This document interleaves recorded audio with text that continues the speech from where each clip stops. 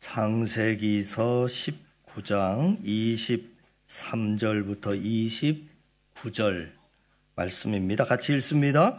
롯이 소알에 들어갈 때에 해가 돋았더라. 여호와께서 하늘 곧 여호와께로부터 유황과 불을 소돔과 고모라에 비같이 내리사 그 성들과 온 들과 성에 거주하는 모든 백성과 땅에 난 것을 다 엎어 멸하셨더라. 롯의 아내는 뒤를 돌아보았으므로 소금 기둥이 되었더라. 아브라함이 그 아침에 일찍 일어나 여호와 앞에 서 있던 곳에 이르러 소돔과 고모라와 그 온 지역을 향하여 눈을 들어 연기가 옹기가마의 연기같이 치솟음을 보았더라. 하나님이 그 지역의 성을 멸하실 때 곧 롯이 거주하는 성을 엎으실 때에 하나님이 아브라함을 생각하사 롯을 그 엎으시는 중에서 내보내셨더라. 아멘. 우리 앞뒤 옆 사람 살피시면서 인사 나눕니다. 반갑습니다. 반갑습니다. 건강관리 잘 하세요. 우리 아들도 또 감기 걸려서. 자, 오늘 말씀은 소돔과 고모라에 임한 하나님의 심판의 이야기입니다. 소돔과 고모라의 죄악이 극에 달하게 됐을 때 하나님께서는 두 천사를 보내서 소돔과 고모라를 심판하시게 되는데, 심판하기 전에 두 천사는 아브라함의 조카인 롯의 가족들을 불러서 급히 피신을 시키십니다. 그런데 롯의 아내는 그때 도망을 하다가 뒤를 돌아다본 관계로 소금 기둥이 되는 끔찍한 일이 벌어집니다. 두 천사는 롯에게 하나님의 심판 계획을 알려주면서 소돔으로부터 가족을 탈출시키는데, 이 탈출 과정에서 여러 가지 문제가 발생하는데, 첫 번째 문제는 롯에게는 두 딸이 있었지 않습니까? 또 그 두 딸에게는 약혼한 두 남자가 있었습니다. 그래서 롯이 천사에게 들었던 하나님의 심판 계획을 그 두 사위에게 말해주지만 그 말을 사위들이 믿지 않습니다. 그 내용이 오늘 14절 우리가 읽은 본문의 앞절에 보면 14절에 성경은 이렇게 기록합니다. 같이 읽습니다. 롯이 나가서 그 딸들과 결혼할 사위들에게 말하여 이르기를 여호와께서 이 성을 멸하실 터이니 너희는 일어나 이곳에서 떠나라 하되 그의 사위들은 농담으로 여겼더라. 우리는 두 사위의 모습 속에서 우리는 오늘날 넌 크리스찬의 모습을 볼 수 있게 됩니다. 예수님을 믿지 않는 세상 사람들은 하나님의 말씀을 들려줘도 농담처럼 여긴다는 겁니다. 세상이 타락할수록 더더욱 하나님의 말씀을 농담처럼 여기면서 귀를 기울이지 않습니다. 롯의 두 사위는 롯이 전해준 하나님의 말씀을 농담처럼 여기다가 그 소돔과 고모라의 멸망에서 빠져나오지 못하고 함께 멸망당합니다. 이처럼 여러분, 믿음이 없으면 하늘의 복만 못 받는 것이 아니라 하나님의 심판을 피할 수 없다 하는 것을 우리는 분명히 알아야 합니다. 롯의 가정이 탈출하고 피신하는 과정에서 발생했던 첫 번째의 문제가 사위들에게 믿음이 없었다라고 하는 것이라면, 두 번째는 롯에게는 사위들과는 달리 그 믿음은 있었습니다. 그런데 문제는 그가 빠져나올 때 급히 빠져나오지 아니하고 지체했다 하는 부분입니다. 오늘 본문에 또 15절, 16절 말씀을 또 한번 같이 읽을까요? 15절, 16절 동틀 때에 시작. 동틀 때에 천사가 롯을 재촉하여 이르되 일어나 여기 있는 내 아내와 두 딸을 이끌어내라. 이 성의 죄악 중에 함께 멸망할까 하노라. 그러나 롯이 지체하매 그 사람들이 롯의 손과 아내의 손과 두 딸의 손을 잡아 인도하여 성 밖에 두니 여호와께서 그에게 자비를 더하심이었더라. 이렇게 기록하고 있습니다. 그러면 롯이 죄악과 심판의 땅을 빠져나올 때 왜 지체했냐라고 할 때 천사들의 말을 믿지 못해서 지체한 것 같아 보이진 않습니다. 왜냐하면 롯은 천사들이 전해준 하나님의 심판에 관한 말씀을 믿었습니다. 믿었으니까 자신의 사위들에게도 그대로 그 말씀을 전해줬겠지요. 그런데 소돔에서 서둘러 빠져나와야 할 때 롯이 지체했다 하는 것에는 왜 지체했을까? 크게 두 가지로 보여집니다. 첫 번째, 자신의 모든 것이 그 소돔에 있었기 때문이 아닐까. 여러분, 롯이 과거에 늘어난 소유 때문에 아브라함의 목자들과 롯의 목자들 간에 다툼이 발생한 적이 있었습니다. 서로 그래서 헤어지기로 결정을 하고 삼촌인 아브라함이 조카 롯에게 먼저 땅을 선택하라 하는 그 선택권을 주지 않았었습니까? 그때 롯이 주저없이 선택했던 곳이 바로 에덴 동산 같았던 소돔 지역이었습니다. 롯은 자신의 모든 삶과 소유를 그 소돔 땅에 쏟아부었습니다. 그곳이 앞으로 멸망해서 없어질 땅인지도 모르고 거기에 자신의 모든 것을 쏟아부었습니다. 그런데 천사들이 지금 이곳이 곧 불과 유황으로 멸망할 것이다. 너희들 가족만 데리고 빨리 떠나라 하고 했을 때 그가 지체하고 있는 겁니다. 이 세상은 두 나라로 나뉩니다. 아브라함 나라와 소돔 나라. 다시 말해서 영원한 하나님의 나라와 멸망할 세계로 나뉘는 겁니다. 아브라함의 나라는 지금 소돔보다는 더 미약해 보이지만 별 좋아 보이지 않지만 점점 더 강성한 나라가 될 것입니다. 반대로 소돔은 롯이 주저없이 먼저 선택할 정도로 지금은 좋아 보이고 화려하고 견고해 보이지만 결국에는 멸망하여 없어질 나라입니다. 이것이 바로 소돔의 심판이 우리에게 주는 가장 큰 메시지입니다. 여러분, 오늘날 많은 크리스찬이 하나님의 나라와 세상 나라 중 어디에 더 마음을 두고 살아가느냐면 시간과 돈이 생길 때마다 그것을 어떤 나라에 더 투자하고 살아가냐면 하나님 나라보다 세상 나라에 있습니다. 언젠가는 멸망할 세상 나라, 내가 영원히 살 수도 없는 이 세상 나라에 하나님이 주신 모든 것을 거기에 다 쏟아붓고 투자합니다. 예수님 말씀처럼 우리 보물이 있는 그곳에 우리의 마음이 있습니다.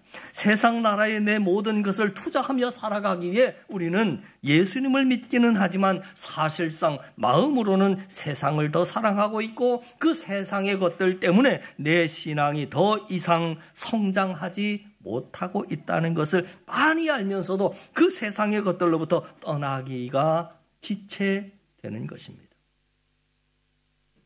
예수님은 이 세상 나라가 없어질 나라이기에 영원한 나라에 투자하며 살라고 우리에게 분명하게 말씀을 하셨음에도 불구하고 우리는 그 말씀을 무시하고 롯처럼 멸망하여 없어질 이 땅, 이 나라에 하나님이 주신 모든 것을 다 쏟아부으며 살아가는 겁니다.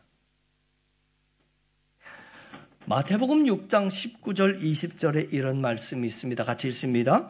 너희를 위하여 보물을 땅에 쌓아두지 말라. 거기는 좀과 동록이 해하며 도둑이 구멍을 뚫고 도둑질하느니라. 오직 너희를 위하여 보물을 하늘에 쌓아두라. 거기는 좀이나 동록이 해하지 못하며 도둑이 구멍을 뚫지도 못하고 도둑질도 못하느니라. 예수님은 우리에게 분명히 투자처가 어디라고 하는 것을 말씀을 해 주셨습니다. 너희를 위하여 보물을 하늘에 쌓아두라. 이 땅에 쌓아둬봐야 결국에는 이 땅은 소돔 땅처럼 없어지고 멸망할 나라이기 때문에 너희들이 정말 효과적이고 생산적인 투자를 하기 원한다면 저 하늘에 투자하라는 겁니다. 우리는 하나님께서 나에게 주신 시간, 물질, 재능을 가지고 계속해서 하나님의 나라에 투자해야 하는 겁니다.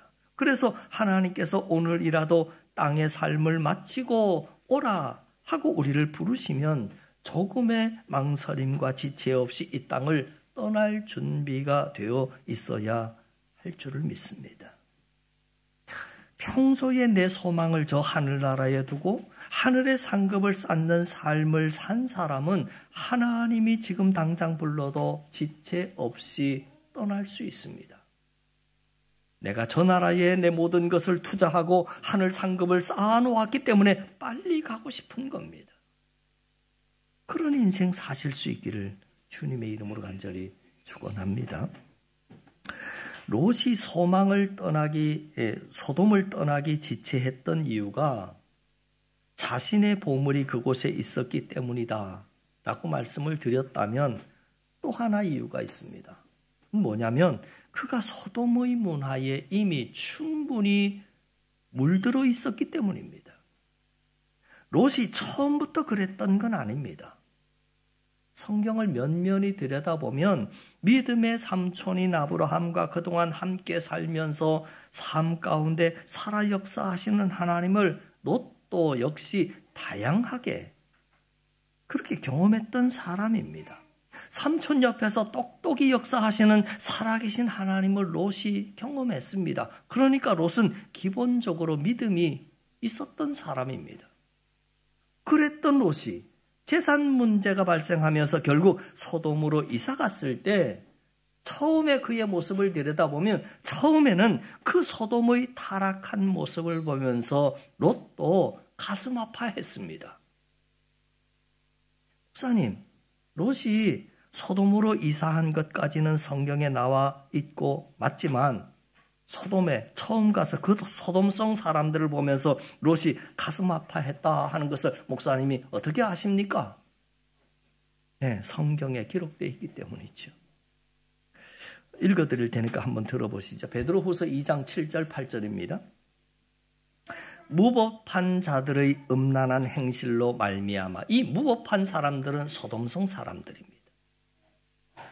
음란한 행실로 말미암아 고통당하는 의로운 롯, 이렇게 말합니다.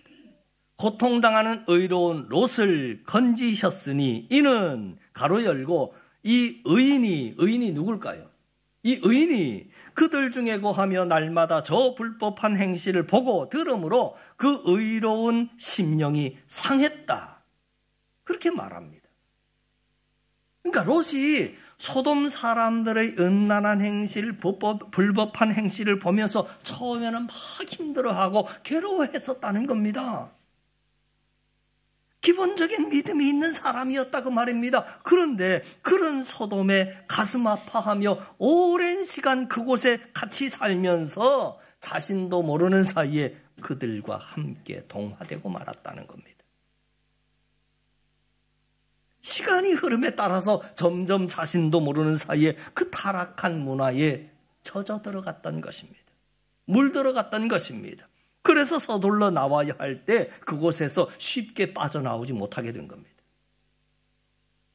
사랑하는 성도 여러분, 오늘 본문에 나오는 롯도 처음에는 그 죄악으로 타락한 소돔을 바라보면서 마음 아파하고 안타까워하는 마음이 롯에게도 있었습니다. 그런데 롯이 이제는 삼촌 아브라함과의 만남은 없어지고 오직 믿음 없는 사람들 틈바구니 속에서 계속 그들과 만나며 살아가다 보니까 자신도 모르는 사이에 세상과 물들어 버렸습니다. 그래서 빠져나와야 할 때 급히 빠져나오지 못하고 그만 지체하고 있는 겁니다. 중독이라고 하는 것은 처음에는 호기심으로 몇 번 가볍게 해보다가 그 횟수가 늘어나고 시간이 늘어나면서 어느 순간 나도 모르는 사이에 물들어 버리는 것이 중독 아닙니까? 그래서 나중에는 머리로는 나가야 하는데 하면서도 발이 떨어지지 않는 겁니다. 그래서 환경이 중요하고 만남이 참 중요합니다. 우리는 환경과 만남을 통해서 물들어갈 수밖에 없는 연약한 존재라고 하는 것을 알고 자신의 환경과 만남을 잘 관리할 줄 알아야 합니다. 그러므로 우리는 새해에 내가 세상에 물들지 않고 은혜에, 말씀에 물들어갈 수 있도록 그렇게 삶의 환경을 잘 세팅해 나가야 하는 겁니다. 기도를 열심히 하고 싶다면 여러분, 기도 열심히 잘하는 사람 곁에 있어 보세요. 그게 환경 아니겠습니까? 여러분이 진짜 하나님을 사랑하기 원하신다면, 여러분이 진짜 믿음이 좋아지기를 원하고 삶 가운데 간증이 풍성해지기를 원한다면 그런 사람을 만나고 그런 사람과 사귀어야 하는 겁니다. 얼마든지 여러분이 마음먹고 결단만 하면 삶의 환경을 그렇게 세팅할 수 있지 않습니까? 디모데후서 2장 22절에 보니까 이렇게 성경은 말하고 있습니다. 또한 너는 청년의 정욕을 피하고 주를 깨끗한 마음으로 부르는 자들과 함께 의와 믿음과 사랑과 화평을 따르라. 우리가 성적 타락으로부터 나 자신을 지키기 위해서는 너는 청년의 정욕을 피하고 주를 깨끗한 마음으로 부르는 자들, 그 사람들과 함께 의와 믿음과 사랑과 화평을 따라라. 무슨 말이냐면 죄악으로부터, 성적 타락으로부터 나를 지키기 위해서는 믿음의 사람들과 함께 있어야 한다는 겁니다. 환경이 중요하다는 거지요. 우리는 환경에 물들 수밖에 없는 연약한 존재들입니다. 저는 바라기는 우리 모두가 환경에 물들 수밖에 없는 연약한 존재라고 하는 것을 깨닫고 올 한 해 경건의 훈련과 믿음의 사람들과의 풍성한 교제가 넘칠 수 있기를 주님의 이름으로 간절히 축원합니다.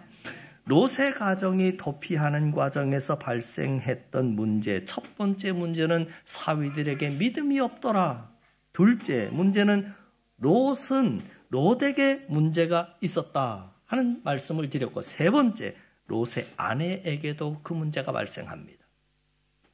롯이 지체하고 있자 그 모습을 보고 있던 천사들이 롯과 그의 가족들의 손을 잡아서 강권적으로 이끌어냅니다. 그래서 소돔성 밖으로 끌어내는데, 그리고 이런 말을 해줍니다. 끌어내면서 17절에 보시죠.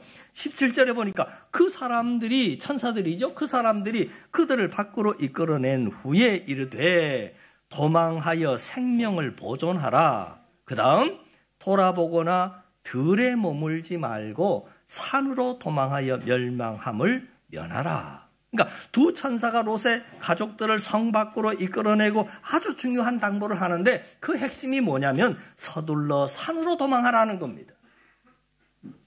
목적지를 분명히 알려줬습니다. 서둘러 산으로 도망하라. 그런데 도망하는 도중에 소돔과 고모라 성을 돌아서 보거나 들에 머물지 말아라. 돌아보거나 들에 머물지 말라는 것은 산으로 갈 때까지 멈추지 말라는 겁니다. 절대 중간에 멈추지 말고 곧장 산으로 가라 하는 것이 천사들의 당부의 핵심 메시지입니다. 그런데 롯의 아내가 이 당부를 지키지 못하고 귀담아 듣지 못하고 중간에 소돔과 고모라 성을 뒤돌아서 봅니다.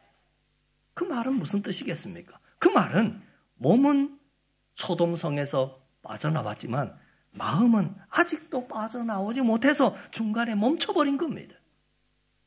돌아서 봤다라고 하는 것은 아직도 마음이 소돔 안에 있는 겁니다. 그래서 소금 기둥이 되고 말았습니다. 26절 말씀에 보면 롯의 아내는 뒤를 돌아보았으므로 소금 기둥이 되었더라. 왜 하나님께서는 롯의 아내가 소금 기둥이 되게 했을까? 이것은 후세대들을 위한 하나님의 아주 상징적인 경고입니다. 이 소금 기둥이라고 하는 상징적인 모습을 보면서 후세대들은 롯의 아내처럼 살면 안 되겠다. 롯의 아내처럼 신앙생활하면 안 되겠다. 말씀 잊어버리면 안 되겠다 하는 이 교훈을 삼으라고 하나님께서 의도적으로 소금 기둥이 되게 하신 겁니다. 그래서 누가복음 17장 32절에 보면 예수님께서 종말론적인 삶을 말씀하시면서 이렇게 기록되고 있습니다. 롯의 철을 기억하라 그러셨습니다. 누가복음 17장 32절 말씀입니다. 몸은 예배당에 있고 마음은 세상에 있는 사람들의 종말이 어떠한지, 세상에 한 다리 교회에 한 다리 양다리 걸치고 신앙생활하는 사람의 결말이 어떠한지 롯의 철을 보라는 겁니다. 산을 향하여 가야 할 사람이, 산에 우뚝 서 있어야 할 사람이 산과 소돔성 사이 어느 중간 지점에 평생 멈춰 서 있는 소금 기둥이 될 수 있다는 경고의 말씀입니다. 롯의 아내는 어중간한 신앙의 삶을 가장 잘 보여주는 인물입니다. 몸은 소돔성 밖에 있지만 마음은, 시선은 소돔성 안에 있습니다. 결국 하나님의 나라의 한 다리, 세상 나라의 한 다리 걸치고 있는, 교회의 한 다리, 세상의 한 다리 걸치고 있는 양다리 신앙의 모습을 보여주고 있는 거지요. 마치 출애굽기의 표현을 빌리자면 하나님의 은혜로 애굽을 탈출했습니다. 그러나 가나안 땅에는 들어갈 마음이 없는, 그래서 광야에서 40년 동안 늘 제자리 걸음만 걷고 있는 이스라엘 백성의 모습을 그대로 보여주고 있고요. 요한계시록의 표현을 빌리자면 차지도 않고 뜨겁지도 않은 미지근한 신앙의 전형적인 모습을 이들이 보여주고 있는 거죠. 그래서 하나님께서 라오디게아 교회를 향해서 요한계시록 3장 16절 말씀해 보니까 네가 이같이 미지근하여 뜨겁지도 아니하고 차지도 아니하니 내 입에서 너를 토하여 내버리리라 하고 말씀하시지 않습니까? 여러분 잊지 마세요. 영적인 세계에는 중간지대라고 하는 것은 없는 겁니다. 영적인 세계에 제자리 걸음이라고 하는 것도 없는 겁니다.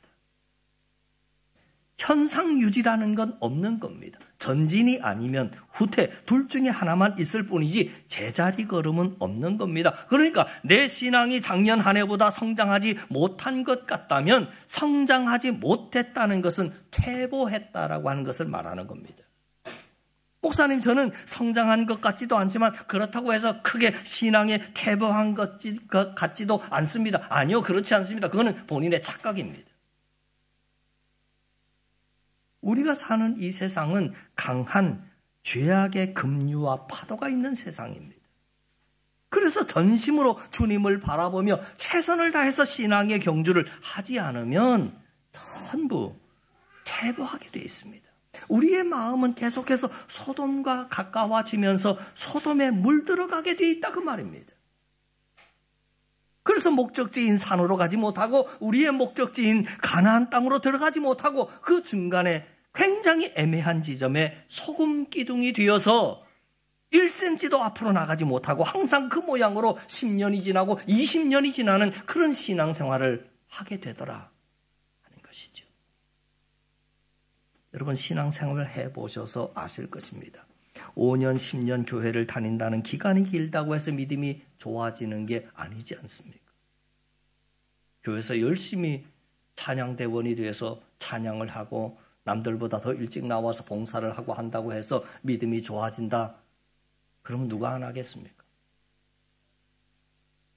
20년, 30년을 다녀도 롯의 아내처럼 몸은 밖으로 나왔지만 여전히 마음과 시선은 소돔으로 향해 있다면 그는 1cm도 움직일 수 없는 겁니다. 그래서 두 다리 중에 한 다리는 하나님 나라에 걸쳐놓고 한 다리는 세상 다리에 나라에 걸쳐놓고 주일 이 시간쯤 되면 이쪽 조금 봤다가 또 세상 맛 좀 봤다가 그 애매한 지점, 산도 아니고 소돔도 아닌 그 애매한 지점에 소금 기둥이 되어서 5년이 돼도 10년이 돼도 소금이 되다 보니까 부패도 하지 않고 그냥 그대로 머물러 있는 모습이 롯의 아내의 모습만 그러겠느냐 그 말이죠. 그게 바로 우리의 모습 아니냐 그 말입니다. 그게 바로 내 모습이 아니냐 그 말이죠. 성경은 단 한 번도 우리에게 적당히 믿으라 말한 적 없습니다.